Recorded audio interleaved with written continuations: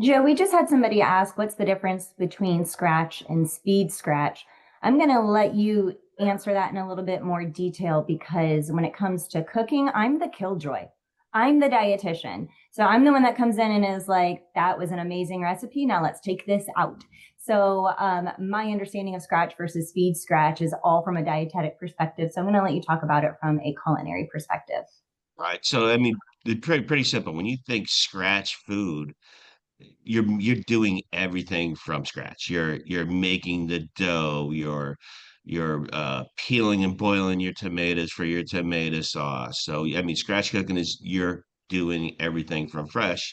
When you talk about speed scratch cooking, which is where I think a lot of districts need to be headed towards more of, you're looking at fresh ingredients plus some high quality prepared ingredients. So a really high quality prepared chicken fillet that you can use. Now, if you're doing that scratch, you're going to bread that chicken yourself. You're going to shallow fry that chicken yourself.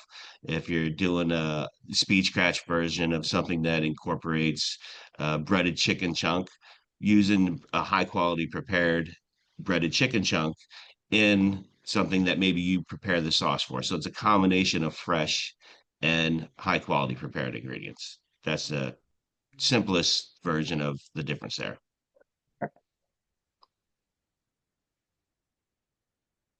So somebody just mentioned in there, they said, hopefully we can find a balance of things kids love, like breaded chicken products, but utilize speed scratch cooking with veggies and sauces. Perfect example right there.